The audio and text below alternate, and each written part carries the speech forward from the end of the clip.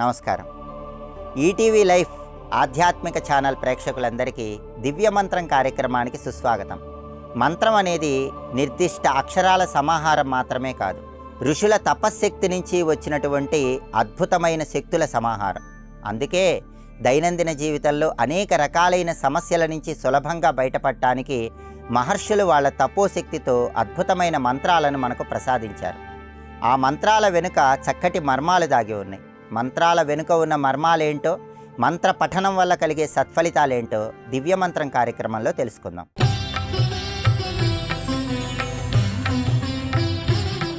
భారతీయ సనాతన సంస్కృతి సంప్రదాయాల్లో ప్రకృతిని దేవతా స్వరూపంగా వర్ణించటం జరిగింది. అందుకే వృక్షాలు, నదులు, సెలయేళ్ళు, చెట్లు ఇవన్నీ కూడా జగన్మాత స్వరూపంగా పురాణాల్లో, వేదాల్లో వర్ణించడం జరిగింది. ప్రకృతి సస్యశ్యామలంగా ఉంటేనే ప్రజలందరికీ సమస్త సౌభాగ్యాలు చేకూరతాయి.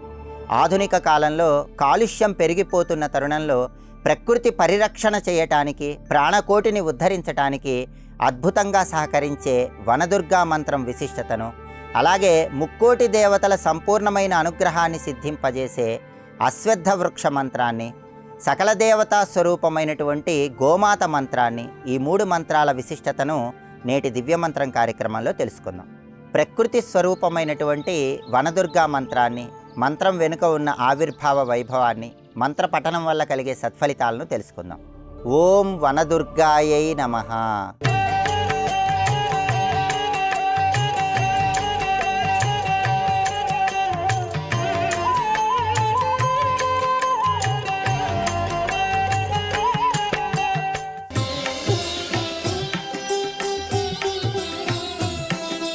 పురాణ గ్రంథాలు, వేదాలు అన్నీ కూడా ప్రకృతిని అమ్మవారి స్వరూపంగా వర్ణించాయి. అందుకే భూమి మీద ఉన్నటువంటి చెట్లు, పర్వతాలు, నదులు అన్నీ కూడా సమస్తము జగన్మాత స్వరూపంగా పౌరాణిక గ్రంథాలు తెలియజేస్తున్నాయి. ప్రకృతి సస్యశ్యామలంగా ఉంటేనే అందరూ జీవన గమనాన్ని కొనసాగించగలుగుతారు. ఆధునిక కాలంలో చెట్లు ఎక్కువగా నరకటం వల్ల కాలుష్యం పెరిగిపోతోంది, ప్రకృతి పరిరక్షణ తగ్గిపోతోంది. అందుకే ప్రకృతిని పరిరక్షించటానికి, ప్రాణకోటిని చైతన్యవంతం చేయటానికి, ప్రకృతి శక్తుల ప్రచోదనాన్ని సిద్ధింపజేసుకోవటానికి వనదుర్గా మంత్రం విశేషంగా ఉపకరిస్తుంది. వనం అంటే అడవి అని అర్థం. అడవిలో ఉన్నటువంటి సమస్త జీవరాశులు, అడవిలో ఉన్నటువంటి సమస్త శక్తులు అమ్మవారి స్వరూపమే. కాబట్టి అటువంటి అమ్మవారి స్వరూపం ద్వారా సమస్త శుభాలను సిద్ధింపజేసుకోవటానికి వనదుర్గా మంత్రం విశేషంగా ఉపకరిస్తుంది. ఈ వనదుర్గా మంత్రాన్ని వ్యవసాయదారులు, అడవుల్లో ఉండేవాళ్ళు మాత్రమే కాకుండా ఎవరైనా జపించుకోవటం ద్వారా ప్రకృతిని కాపాడుకోవచ్చు. ప్రాణకోటి మనుగడకు ఈ వనదుర్గా మంత్రం అద్భుతంగా ఉపకరిస్తుంది. ఓం వనదుర్గాయై నమః. ఈ మంత్రం వెనుక ఉన్నటువంటి పౌరాణిక నేపథ్యాన్ని పరిశీలించినట్లయితే, పౌరాణిక గ్రంథాల ప్రకారం ఋషులందరూ కూడా వనాలలో, అడవుల్లో యజ్ఞ యాగాదులు చేస్తున్నప్పుడు అనేక దుష్ట శక్తులు, రాక్షస శక్తులు యజ్ఞయాగాదులకి విఘాతాలు కలిగిస్తున్నటువంటి తరుణంలో యజ్ఞాలను రక్షించటానికి, హోమాలను రక్షించటానికి సాక్షాత్తు అమ్మవారు దుర్గాదేవి వనదుర్గ రూపంలో ఆవిర్భవించి రాక్షస శక్తులను, దుష్ట శక్తులను తరిమి కొట్టి వాటిని సమూలంగా నాశనం చేసింది.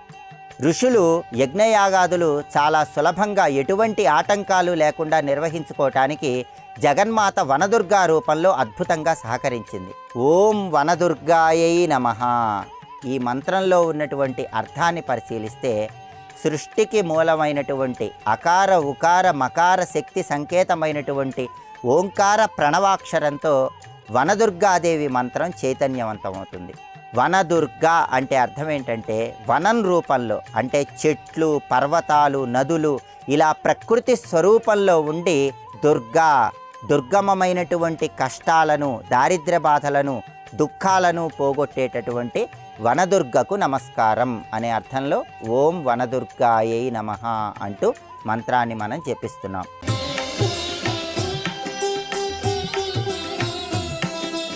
ఓం వనదుర్గాయై నమః.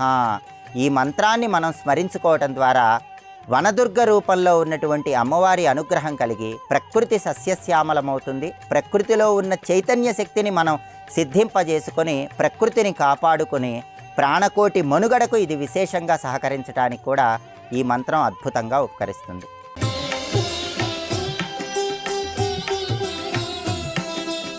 ఓం వనదుర్గాయై నమః. ఈ మంత్రాన్ని ప్రతిరోజు కూడా జపించుకుంటూ కనీసం సంవత్సరానికి ఒక్కసారి ఎక్కడైనా ఒక మొక్కను నాటాలి.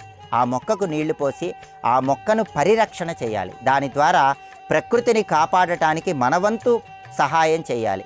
అలా చేయటం ద్వారా వనదుర్గాదేవి సంపూర్ణమైన అనుగ్రహానికి ప్రతి ఒక్కరూ సులభంగా పాత్రలు కావచ్చు. ఈ మంత్రాన్ని కేవలం అడవుల్లో సంచరించే వాళ్ళు, వ్యవసాయదారులు మాత్రమే కాకుండా ఎవరైనా ఈ మంత్రాన్ని జపించుకోవటం ద్వారా దుర్గాదేవి అనుగ్రహానికి పాత్రులై సమస్త శుభ ఫలితాలను సిద్ధింపజేసుకోవచ్చు.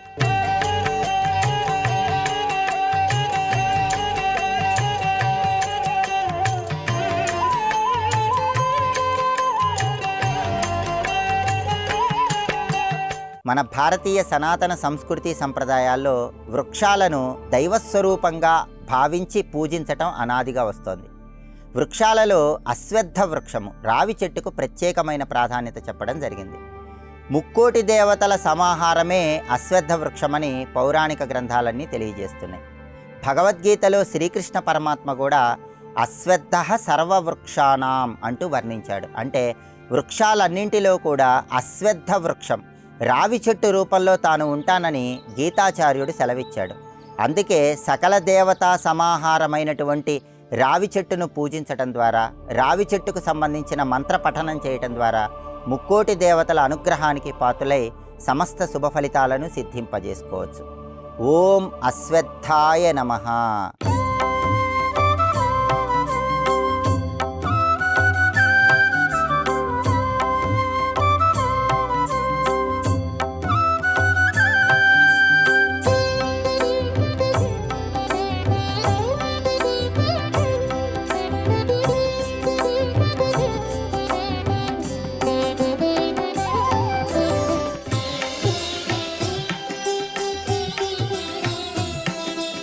అశ్వత్థ వృక్షం వెనుక ఉన్నటువంటి పౌరాణిక నేపథ్యాన్ని పరిశీలించినట్లయితే దేవతలందరూ కూడా వాళ్ళ శక్తులన్నీ కూడా ఒక రావి చెట్టులో ఏర్పాటు చేసి రావి చెట్టులో వాళ్ళ శక్తులను ప్రచోదనం చేశారని, రావి చెట్టును పూజిస్తే ముక్కోటి దేవతలను పూజించిన ఫలితం కలుగుతుందని ధర్మశాస్త్ర గ్రంథాలన్నీ తెలియజేస్తున్నాయి. ప్రధానంగా మూలతో బ్రహ్మరూపాయ, మధ్యతో విష్ణురూపిణే, అగ్రత శివరూపాయ వృక్షరాజాయతే నమః అంటుంది శాస్త్రం. అంటే రావి చెట్టులో పూర్వ భాగంలో, మధ్య భాగంలో, అలాగే అంతిమ భాగంలో బ్రహ్మ విష్ణు మహేశ్వర శక్తి దాగి ఉందని, రావి చెట్టును పూజించినట్లయితే త్రిమూర్తులను ఏకకాలంలో పూజించిన ఫలితం కలుగుతుందని, రావి చెట్టు కొమ్మల్లో బ్రహ్మాది దేవతలు వాళ్ళ శక్తిని నిండి నిబిడీకృతం చేశారని కూడా పౌరాణిక గ్రంథాలు తెలియజేస్తున్నాయి. అందుకే ఒక్క రావి చెట్టును పూజించడం ద్వారా, రావి చెట్టు దగ్గర దీపాన్ని వెలిగించడం ద్వారా, రావి చెట్టుకు జలాభిషేకం చేయటం ద్వారా సమస్త దేవతలను ఏకకాలంలో పూజించిన అద్భుతమైన ఫలితం కలుగుతుందని కూడా ధర్మశాస్త్ర గ్రంథాలన్నీ తెలియజేస్తున్నాయి. ఓం అశ్వత్థాయ నమః. ఈ మంత్రంలో ఉన్న అర్థాన్ని పరిశీలిస్తే ఓం అంటే సృష్టికి మూలమైన ప్రణవాక్షరం, బీజాక్షరం. ఈ ఓంకారంతో రావి చెట్టులో ఉన్నటువంటి ముక్కోటి దేవతల శక్తిని ప్రచోదనం చేస్తున్నాం. అశ్వత్థాయ నమః అంటే రావి చెట్టు రూపంలో ఉన్నటువంటి సమస్త దేవీ దేవతల శక్తికి నమస్కారం అని అర్థం.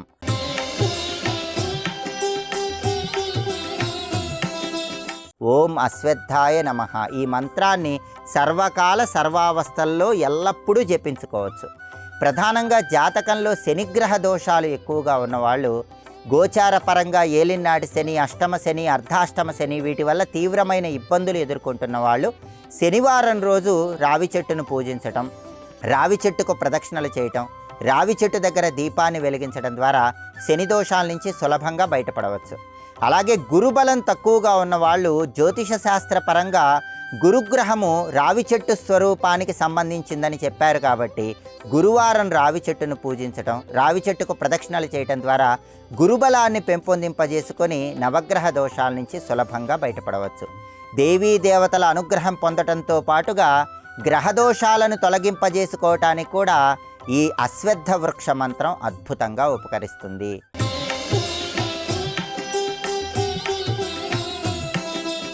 ఓం అశ్వత్థాయ నమః. ఈ మంత్రాన్ని పిల్లలు పెద్దలు ఎవరైనా సరే ఏ సమయంలోనైనా సరే జపించుకోవటం ద్వారా ముక్కోటి దేవతల అనుగ్రహం కలిగి ఆర్థిక ఆరోగ్య కుటుంబ సమస్యల నుంచి బయటపడి సమస్త శుభ ఫలితాలను సిద్ధింపజేసుకోవచ్చు.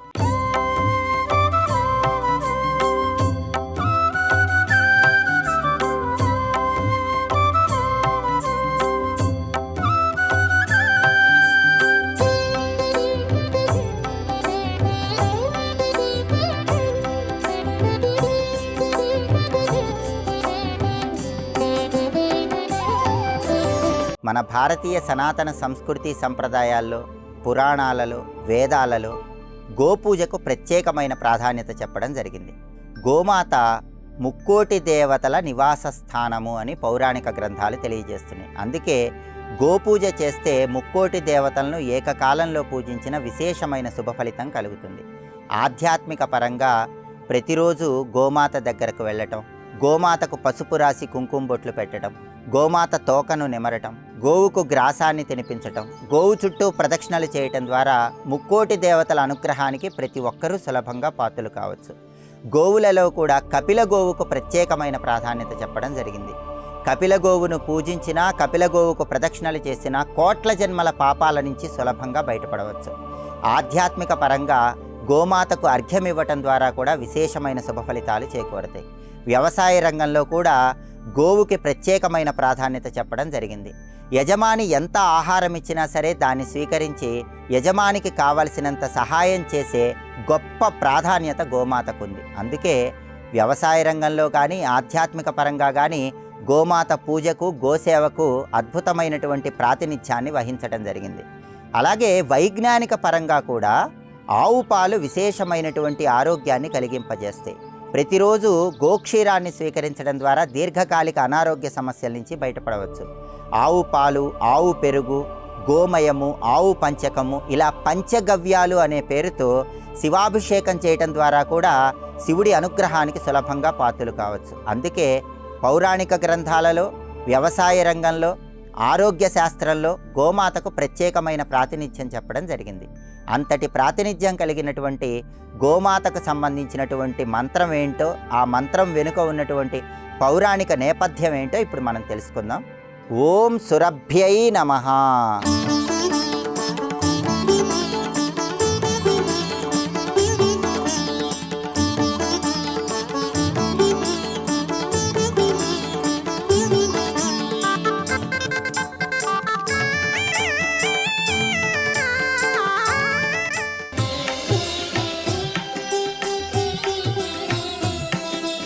గోమాత మంత్రం వెనుక ఉన్నటువంటి పౌరాణిక నేపథ్యాన్ని పరిశీలిస్తే, దేవతలు, దానవులు క్షీరసాగర మథనం చేసేటప్పుడు కల్పవృక్షము, దివ్యమణులు వీటన్నిటితో పాటుగా నంద, సుభద్ర, సురభి, సుశీల, బహుళ అనే 5 రకాలైనటువంటి గోవులు ఆవిర్భవించాయని భవిష్య పురాణంలో మనకు చెప్పడం జరిగింది.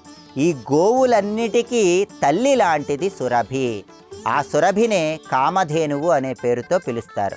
క్షీరసాగర మథనంలో ఆవిర్భవించినటువంటి కామధేనువు సురభి దేవతలందరికీ కావలసినటువంటి సౌకర్యాలు అందించింది.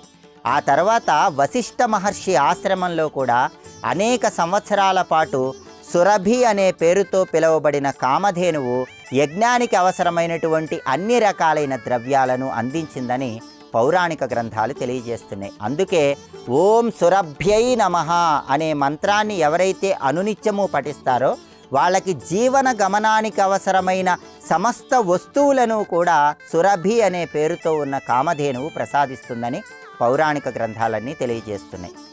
ఓం సురభ్యై నమః ఈ మంత్రంలో ఉన్నటువంటి అర్థాన్ని పరిశీలిస్తే, సృష్టికి మూలమైన ప్రణవాక్షరం ఓంకారంతో ఈ గోమాత మంత్రం ప్రచోదనం అవుతుంది. సురభ్యై నమః అంటే అర్థం ఏంటంటే, క్షీరసాగర మథనంలో ఆవిర్భవించి సురభి అనే పేరుతో భక్తులందరికీ సర్వ మనోభీష్టాలు నెరవేర్చే కామధేనువుకు నమస్కారం అని అర్థం. కామధేనువు అంటే సర్వ అభీష్టాలు నెరవేర్చేది, సర్వ కోరికలు నెరవేర్చేది. అలాంటి కామధేనువైనటువంటి సురభికి నమస్కారం అనే అర్థంలో ఓం సురభ్యై నమః అంటూ ఈ మంత్రాన్ని జపించుకోవాలి.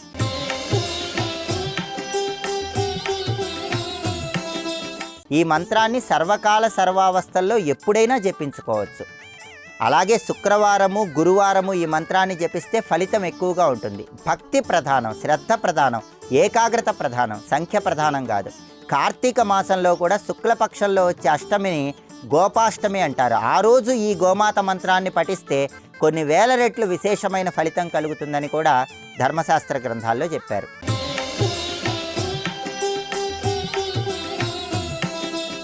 ఓం సురభ్యై నమః ఈ మంత్రాన్ని జపించుకోవటం ద్వారా సర్వ పాపాల నుంచి బయటపడవచ్చు, మనోభీష్టాలని నెరవేర్చుకోవచ్చు, జీవన గమనానికి అవసరమైన సమస్త వస్తువులను అందిపుచ్చుకునే శక్తి సామర్థ్యాలను కూడా సిద్ధింపజేసుకోవచ్చు.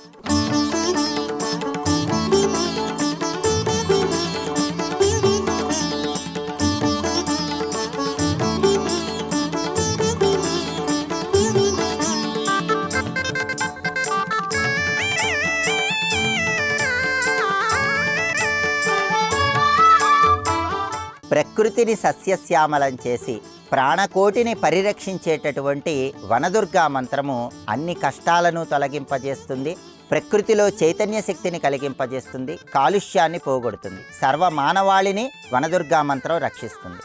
అలాగే ముక్కోటి దేవతా స్వరూపమైనటువంటి అశ్వత్థ వృక్షము గ్రహదోషాలను పోగొట్టి మనోభీష్టాలను సులభంగా నెరవేరుస్తుంది. సకల దేవతలు ఆవాసమై ఉన్నటువంటి గోమాత మంత్రము జీవన గమనంలో పోషణకు అవసరమైనటువంటి అన్ని రకాలైన సౌకర్యాలను సమకూరుస్తుంది. అందుకే వనదుర్గా మంత్రాన్ని, అశ్వత్థ వృక్ష మంత్రాన్ని, గోమాత మంత్రాన్ని భక్తి శ్రద్ధలతో పఠించటం ద్వారా ప్రకృతిలో మానవాళికి అవసరమైనటువంటి సమస్త అభీష్టాలను నెరవేర్చుకోవచ్చు, సర్వ సౌఖ్యాలను అందిపుచ్చుకోవచ్చు.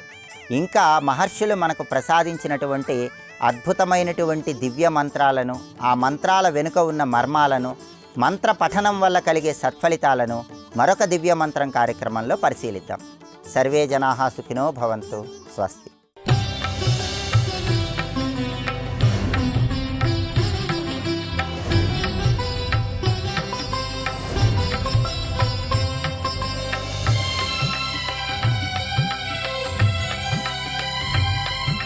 ఈ కార్యక్రమాన్ని తిరిగి చూడాలనుకుంటే www.youtube.com/ETV Life Spiritual లో చూడవచ్చు.